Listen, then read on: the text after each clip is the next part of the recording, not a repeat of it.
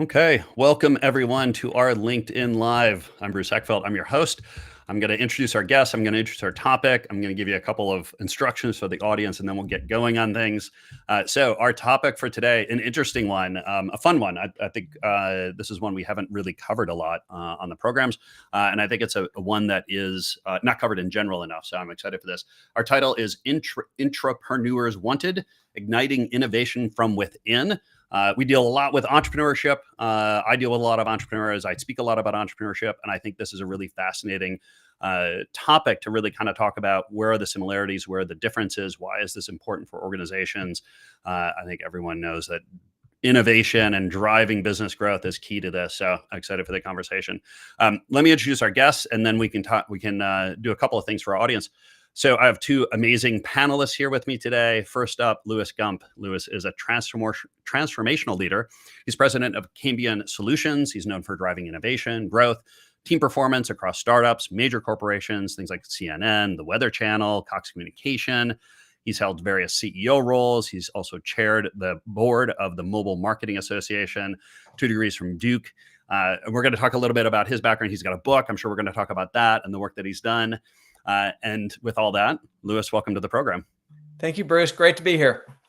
And next up, I have Kelsey Posh. She is a business consultant and executive coach who empowers organizations to optimize operations through practical tools, routines, and strategy. She's a sought-after speaker. She's also known for her ability to break down complicated concepts into actionable steps, drive real-world results. And her and Louis have been doing some really interesting work in this space. So I'm excited to have Kelsey on. Kelsey, welcome to the program. Thank you. I'm excited to be here. Yeah. So for our audience today, we are streaming live both on LinkedIn and YouTube. If you have a question, comment, go ahead and drop it in the comment section there on LinkedIn. We're going to be watching that. We'll try to weave those in as we see them. If you're on YouTube, I'm not going to be watching the YouTube comments. So jump over to LinkedIn if you have a live comment here that you want to make so we can see it.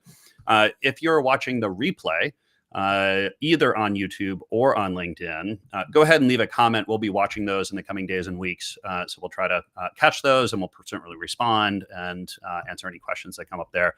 So even if you're watching the replay, go ahead and do that. With that, let's dig into things. I want to start with just kind of your own definitions of this term, intrapreneurship. Like, we talk a lot about entrepreneurship.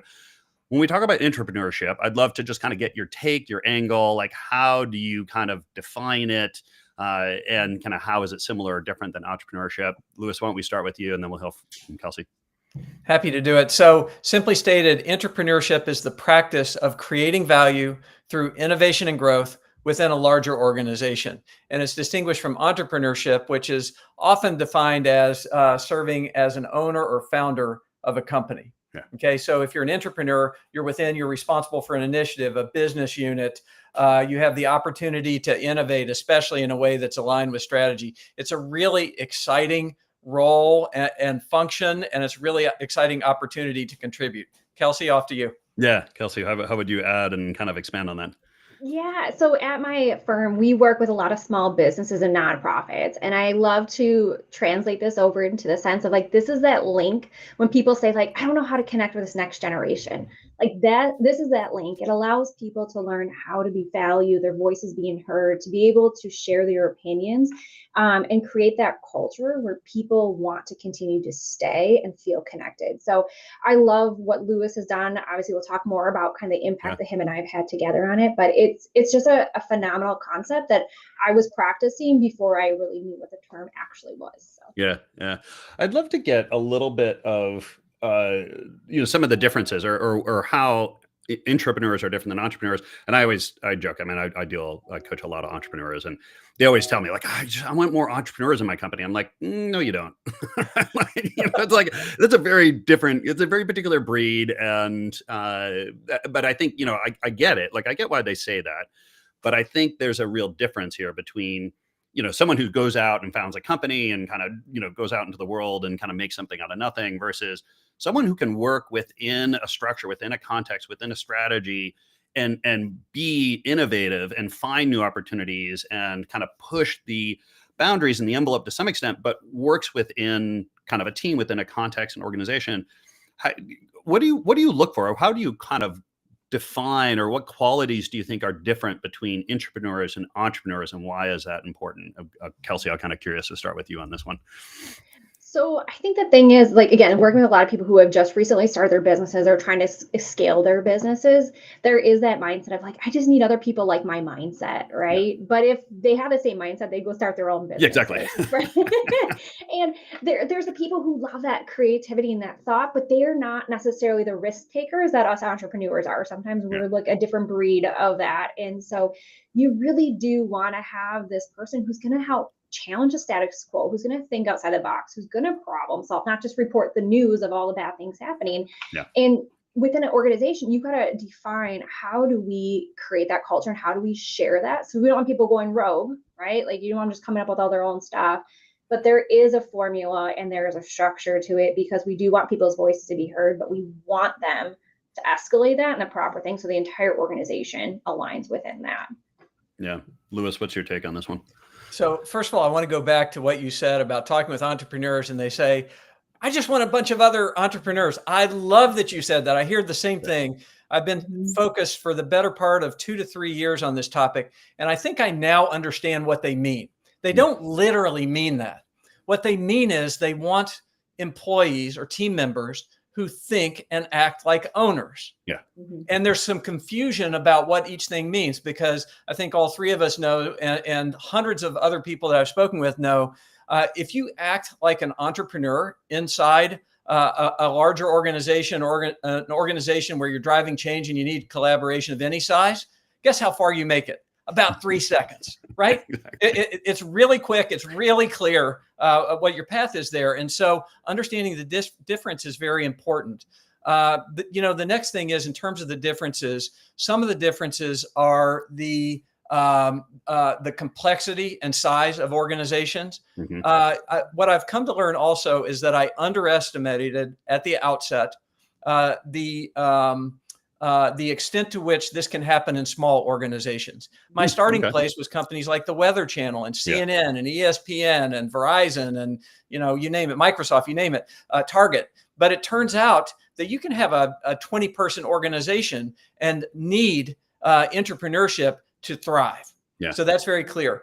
Next, it is the processes that you use for decision making. Because in a lot of organizations, the processes, you have to know how to navigate through them. Another one that's very important is the span of control.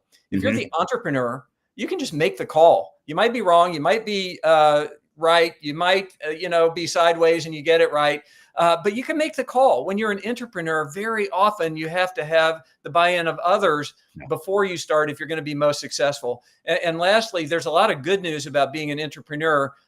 Kelsey mentioned one about risk and whatnot. But in addition to that, you have access to resources.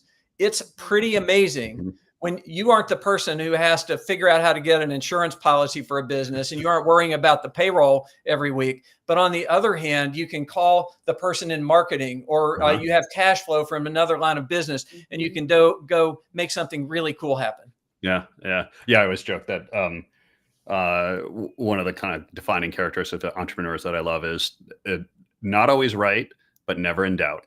I think that's the nature of entrepreneurship, right? Like you're going to be wrong, but you just never doubt yourself, right? That's kind of, you have to be a little delusional to be an entrepreneur.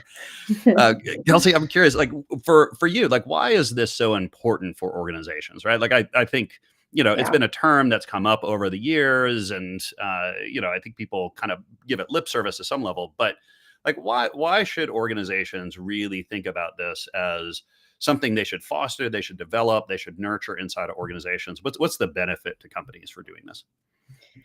So I think one of the things that I love about is this is how companies scale and grow, right? Like we go out and we hire people within our companies or to do different tasks based on a skill set they have. But then if we bring them in and we put them in a specific box and don't let them go do these other things, or like the things that we see about them think outside the box or being creative, we don't let them do that in our company, we're only going to ever continue to do the same stuff the same way, and we're never going to innovate and change and continue to change with time. Whereas like, you go and hire somebody who can think outside the box, they have these really cool ideas. You want that to come into your company. Like, that's how you're going to stay relevant. That's how you can continue to change, right? And for me, when I see companies who aren't doing that, they're like, this is just how we've always done it. Like, that's a scary mindset to be in. And so how do you establish this culture so that you as the owner or the leader within the organization are not the end all be all for any new idea that comes in? Like, it can't only ever come from one person, else the mindset of the company will only be in that one shift. Yeah. So that's what I love about it. And I love that like Lewis has been able to take this and put it into context within the book that he wrote. And it was really fun to be able to take it and bring it into this workshop format, because we were able to see it like impact so many other people in a variety of different industries, because it's not like specific to an industry. It's leadership based, right? Which is really cool to see the impacts. Yeah.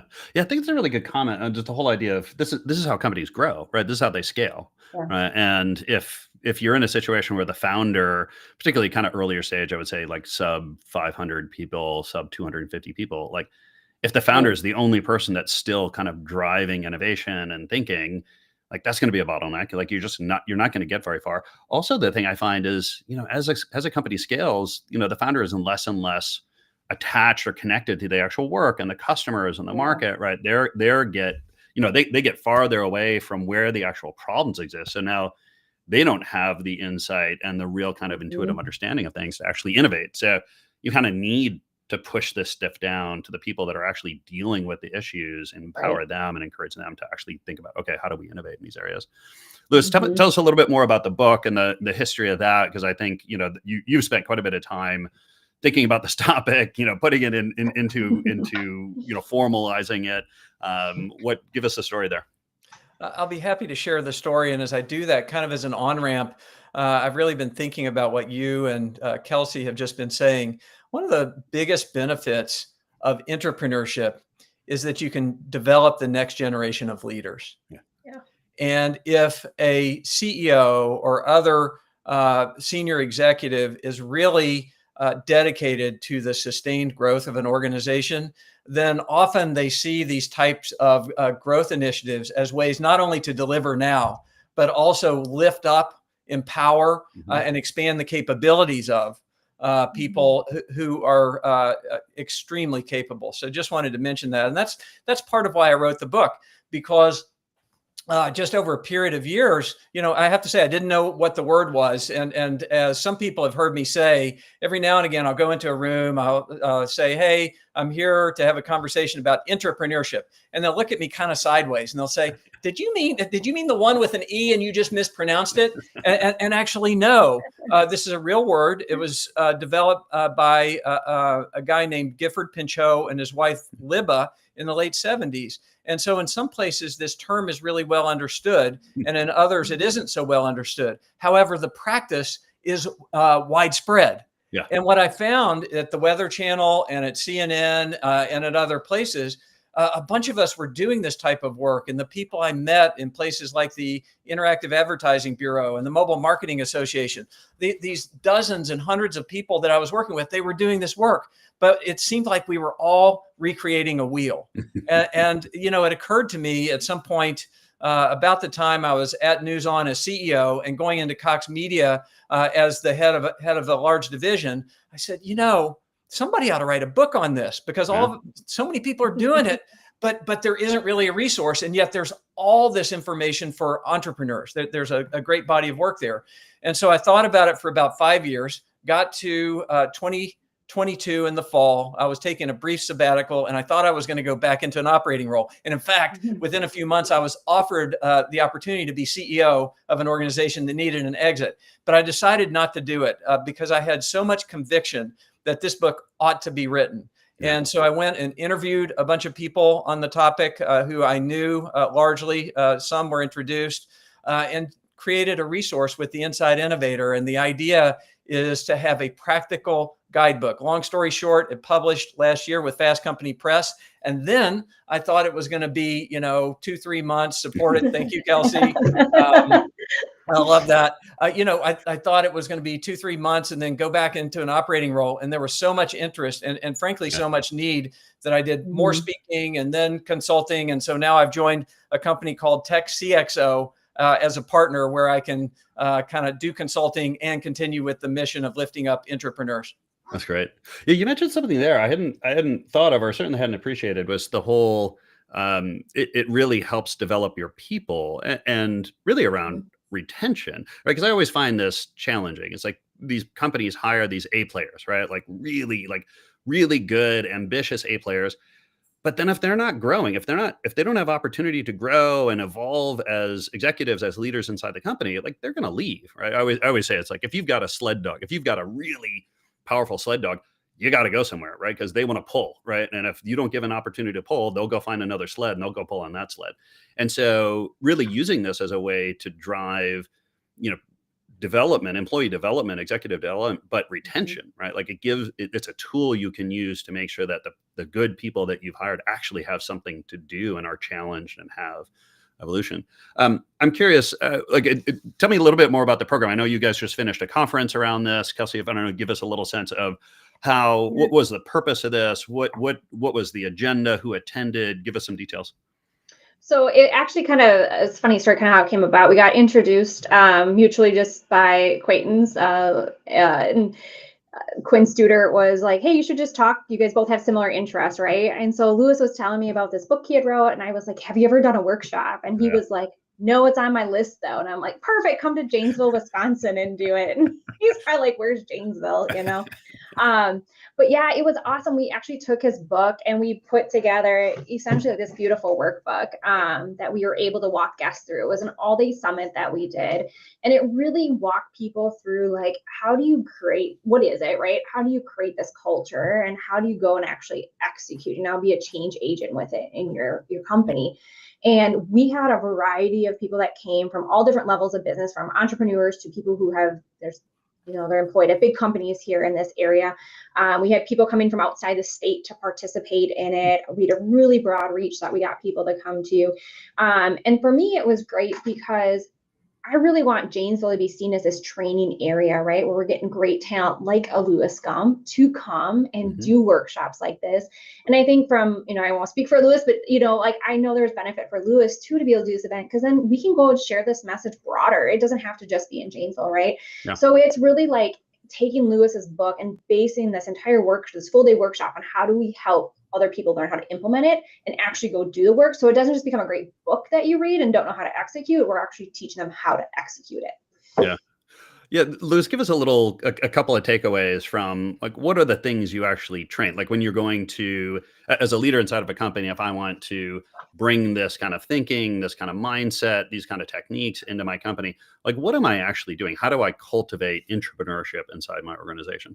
Sure. So the purpose of our summit was to educate, to inspire, and to empower.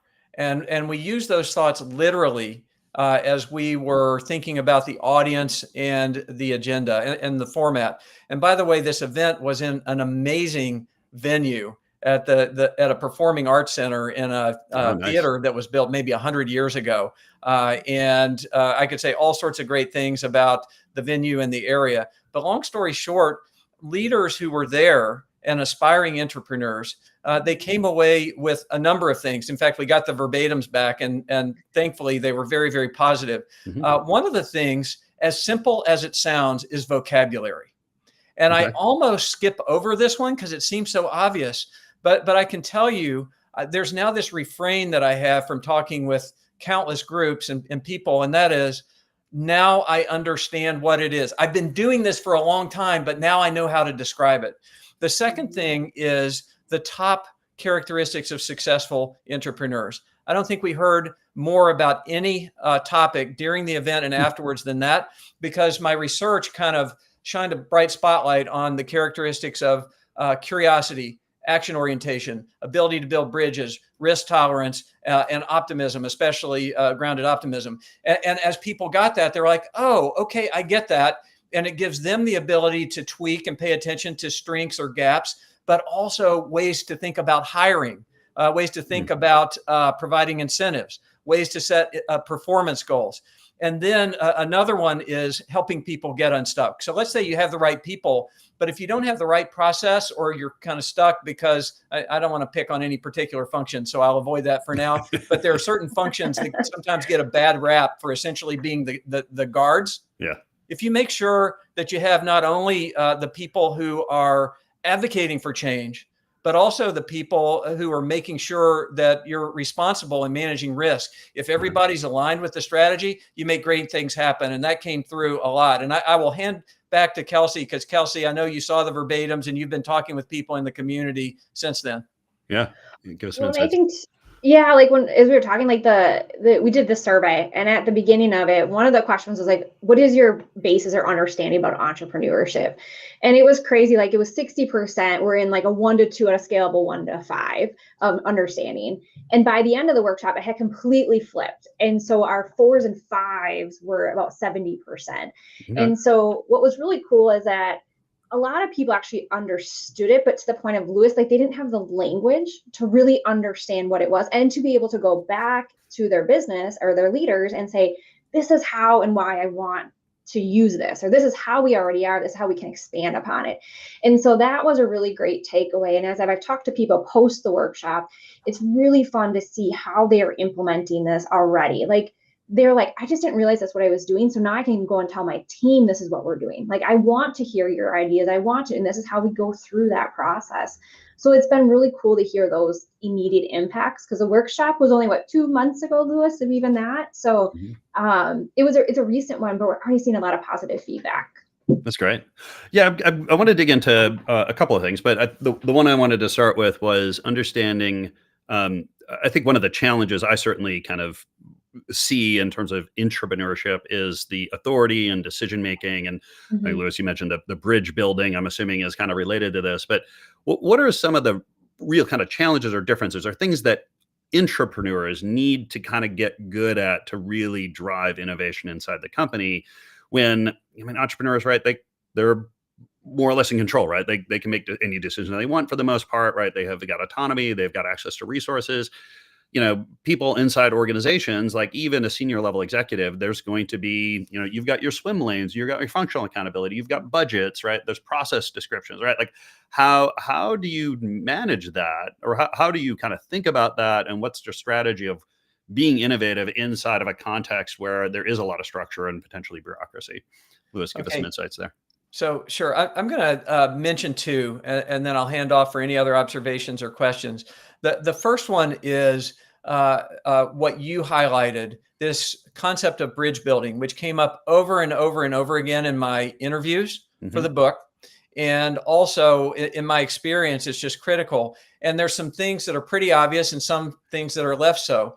One of the things that turns out to be the case is that you need to have relationships, not just, for example, with your boss and your direct reports, if you have them, but you also need to build relationships with your peers. Yeah. And in addition to your peers, people who are kind of, in different places within the organization that you might not run into every day. And also often partners, business partners outside the organization. For example, if you don't have the resources to develop a certain app, then maybe there's a company outside that can cost effectively do it, so you don't have to hire up, so you can manage your risk.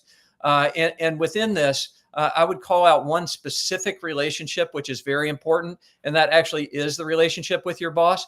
Entrepreneurs magnify their potential to have success when there is a strong, trusting relationship, so that when you're not in the room, your boss can advocate, not just because you have a great relationship and they believe in you, but there's a level of trust and there's a level of information so that you can essentially express the thoughts that allow for forward movement. The second thing, for any initiative of substance that I've found, it's helpful to understand the company's strategy. Yeah. And this isn't just on the entrepreneur, it's also on the top leadership of the company to make sure that people are clear about that. Because you can have an entrepreneur who has a great idea, but if it's not aligned with the strategy and priorities, then you're probably going to have an uphill battle. But on the other hand, if it is informed by a clear understanding of strategy. And then there's been some amount of conversation. It's not just the entrepreneur with outbound communication, but it's a lot of listening to calibrate. That tends to, accelerate success. Yeah. Yeah. I find this as a challenge. I mean, I find this a challenge with leadership teams in general is having this system level understanding, this global understanding of the strategy and the business process. Because otherwise people just get stuck with local optimizations, right? Like I can, if I'm in charge of finance, I'm going to make finance run like a Swiss watch, but that might not help the organization. I may do things in finance that make finance much easier, that actually make the overall system harder to run. And without that global perspective and that global kind of view of things and understanding of things, it's really tough to drive innovation. How I guess do you see any strategy if I'm an executive or I'm a leader inside the organization? What are some things that I can do to start to gain that perspective? Like what should I be doing to kind of gather information or gain that kind of view of what is the overall company strategy and what is the kind of global system that I'm operating within? Okay. So Kelsey, you want to go? So I'll say this part of it is that this is where my company really excels. Yeah. We come in, we help with strategic planning and directional execution. So we help create that clarity of exactly what it is that we want to go after, right? So if we all know we're going to be going up this mountain, this is a specific meeting point that we're targeting to meet by this specific time, it allows the team behind us, right, to figure out what is going to be the most effective path for us to get there and work as a group to get there. And then what are checkpoints throughout that process that allow us to move together to deliver on that goal. Mm-hmm. And I think the other part of it too is that within your company, it has to be defined of how do we drive innovation? Like what are the parameters? So if we know this is where we're going, how do we help support each other? Because there's going to be up and down ripple effects that are going to happen. And we need to be able to understand where that's going to be and how to best navigate that so we don't have unintentional negative impacts because of something we weren't aware of. Yeah. Louis, I'm curious, how have you seen, or what is your recommendation for folks that want to kind of cultivate a culture of intrapreneurship? Like what are the things as leaders we can do to kind of, create the groundwork or create the context by which is more likely to have this happen? If it's culture, if it's policies, if it's systems, like what do you notice or what are you recommending folks do? Well, it's all the above. We could have a longer conversation. I'm going to pick one in the interest of time, and that is show up. The leader needs to show up. I heard a story when I was doing interviews about a leader of a large company who was, they're saying all the right things. We want to innovate. By the way, BCG has a study that says that 70% of the companies in their survey said innovation was one of their top 3 priorities, but only 3% actually were doing it. And so there's a big gap. And one of the ways that you close that gap is by showing up. For example, if you say you want to innovate, you try to create systems to innovate. But if, for example, you have a team day focused on new ventures and innovation, the CEO isn't too busy that day. They actually show up. And there's so much more to say, but I'm aware of time. So I'll leave it there for now. No, the one I was going to throw on there, I think it's important that leaders not only kind of recognize the successes, but recognize the attempts that didn't necessarily win or didn't necessarily result in something, but you learned something, or it was a good try. Because I think that's a lot of challenges inside these organizations. No one wants to take risk, and you have to kind of encourage and build this culture of smart risk taking, where you're taking those, because I think that's the big challenge inside these organizations. Everyone's afraid to fail on that stuff. We are going to hit time here. I want to make sure that everyone has a chance to give out contact information if people want to find out more information. Kelsey, if people want to find out more about you, about the work that you do, what's the best way to get that? Like me on LinkedIn, send me a message, or reach out at contourconsultinggroup.com and connect that way. Excellent. I'll make sure that that's in the show notes and it's on the LinkedIn channel here. Louis, what's the best way to get a hold of you? You can find me at lewisgump.com for more about the book, and at techcxo.com for more about my consulting offerings, and just kind of reflecting on what Kelsey just said. I've seen her and her team in action. They're so highly respected in the community. So well worth reaching out if that sounds interesting. Excellent. If people want to get a hold of me, just bruce@eckfeldt.com is email address and my website. And again, if you're watching the replay on this, feel free to post comments and questions both on YouTube and on LinkedIn. We will follow those and get back to you on that. Lewis, Kelsey, thank you so much for taking the time today. It's been an absolute pleasure. Yes, thank you. Completely enjoyed it. Thank you. Yeah.